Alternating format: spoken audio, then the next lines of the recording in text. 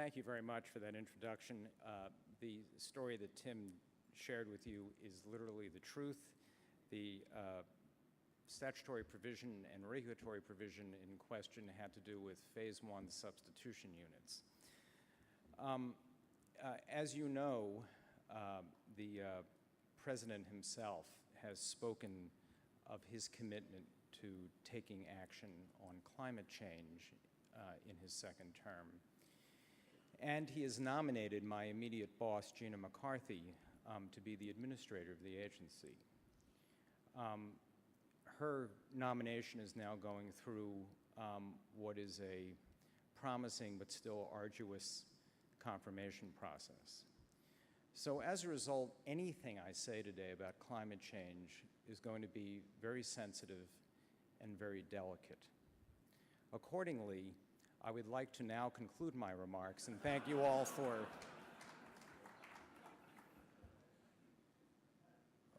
do you think I'm kidding? Well, seriously, thank you all very much for giving EPA the opportunity to speak to this conference this morning. It was particularly gratifying to hear the previous speaker, and I wish we had coordinated because I could have called my presentation How to Speak to a Bureaucrat, and between us we could have covered the waterfront. But I'd also, again, more seriously, thank and congratulate the organizers of these annual conferences. They seemed, by all accounts, year after year, to be extremely successful, and they invariably strengthen all of our ability to pursue the work we do in our respective venues and collectively. And no time is more important than now to have that strengthening benefit of all of us coming together and having the kinds of discussions that have been taking place here this week. And again, it's important for EPA to be able to have the opportunity to be part of that, and we really appreciate that. If you are thinking straight, you'll be disappointed that it's I, rather than Gina McCarthy, who's speaking to you this morning. However, you will be able to hear something from me that you wouldn't be able to hear from her, and that is the pronunciation of the letter R in carbon through the balance of these remarks. I would love to be able to imitate her genuinely Bostonian accent, but I can't do it. What I can do is impart to you the continuing, even growing sense of optimism that the agency has about the federal government's, and more broadly, the policy community's and the business community's ability to deliver on the statements of commitment that the President himself, again, has made, including in his inaugural address and in the State of the Union. And I think that optimism is not just a matter of faith, it's also a matter of record, because in the first term,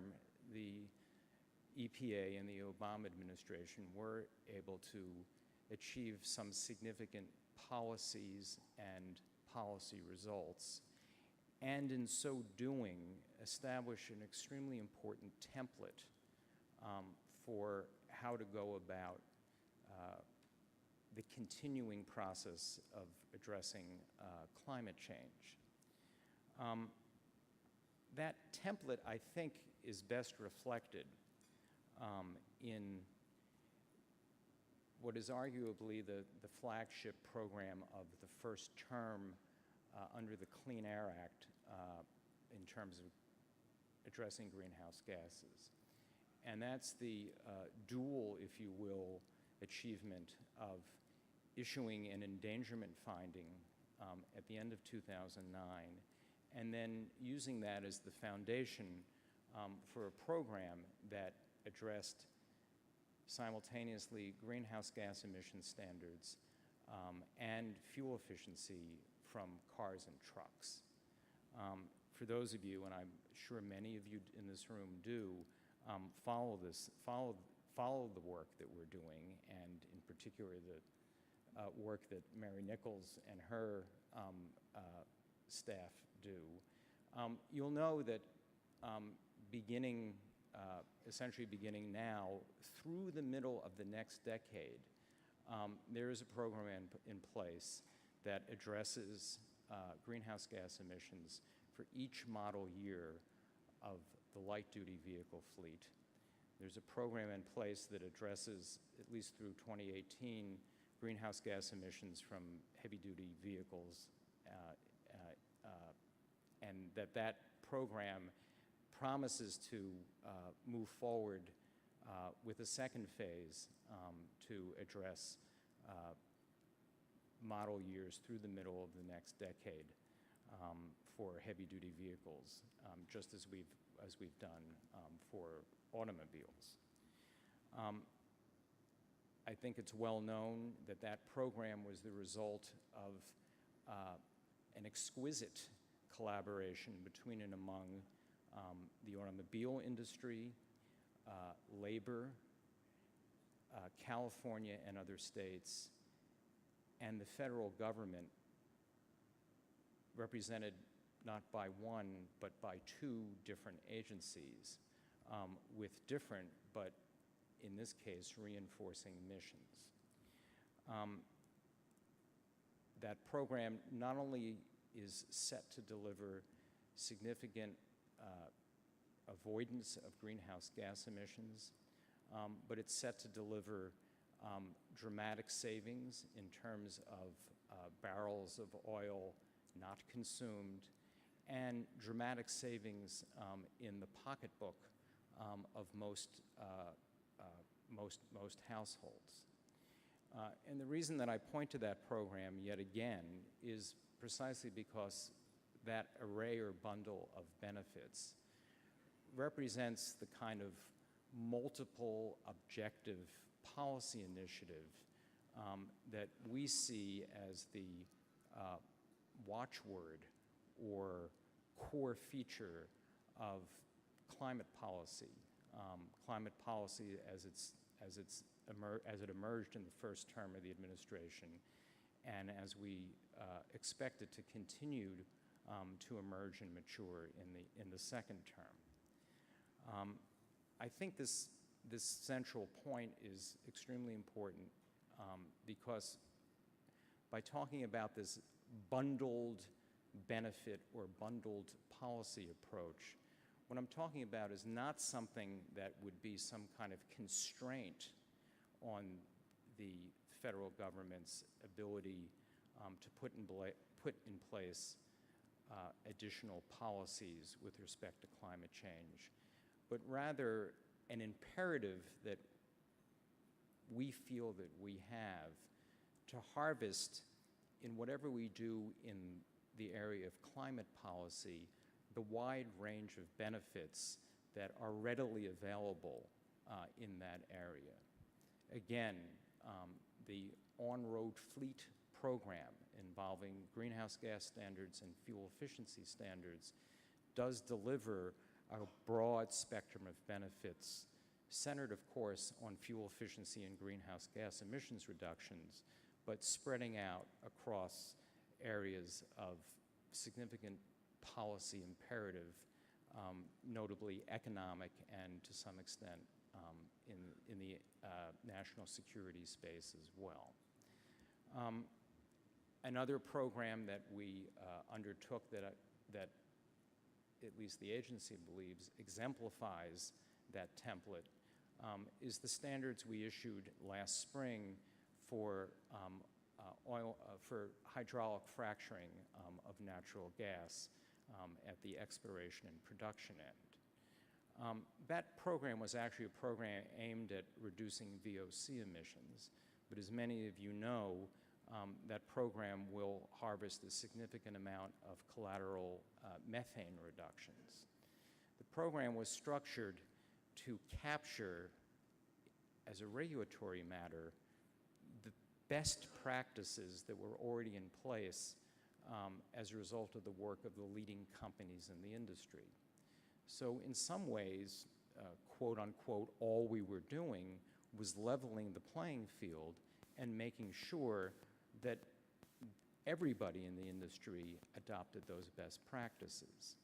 As a result, we will see in areas of the country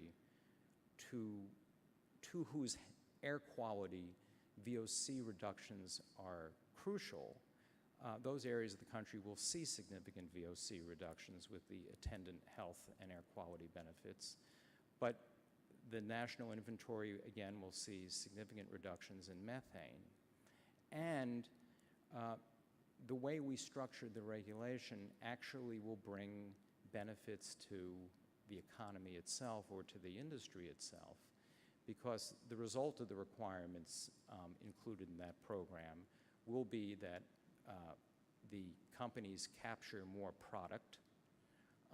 and are able to conduct their business in the context of a more streamlined permitting process. So again, if we could essentially lay out a broad range or broad spectrum of benefits that in this case was motivated by a pollution reduction goal,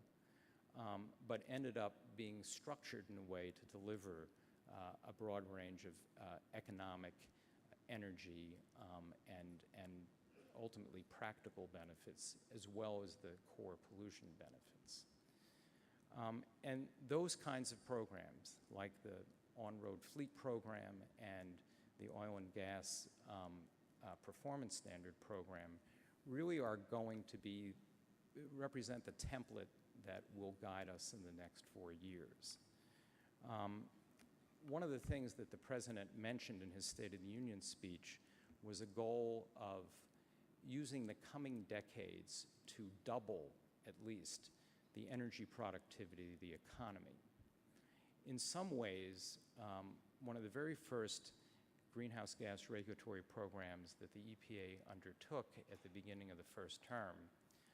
the permitting program under PSD, anticipated that, because we structured that program not only to focus on the largest emitters, but to focus or emphasize on operational and energy efficiency. So that even through that program, while the driving objective was to minimize new greenhouse gas emissions, the method that we guided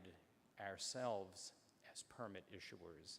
and other governmental jurisdictions that issue permits, the method we attempted to guide there was one that put a focus on energy efficiency and operational efficiency to bring along all of the significant benefits for the private sector and for consumers that result from those kinds of approaches.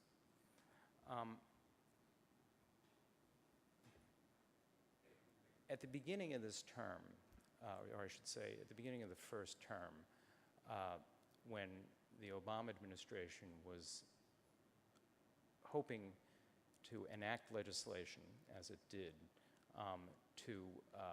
stimulate the economy in the face of the dramatic recession we experienced in 2008 and 2009, and was hoping as well to support or lead Congress in the enactment of climate legislation. One of the President's senior advisors came up with a metaphor that seemed to speak tellingly of what the overall policy objective at the time was. Although that metaphor at the time was aimed at supporting arguments for enacting federal legislation,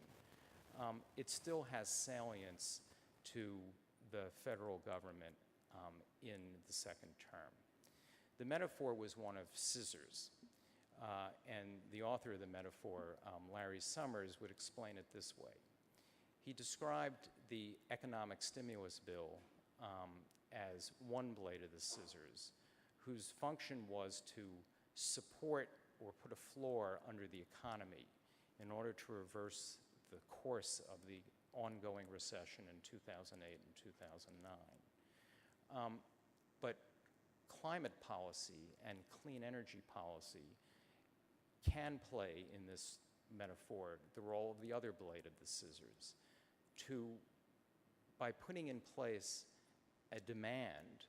for cleaner energy and greenhouse gas emissions reductions. Those policies can drive the economy to make significant investments across the economic spectrum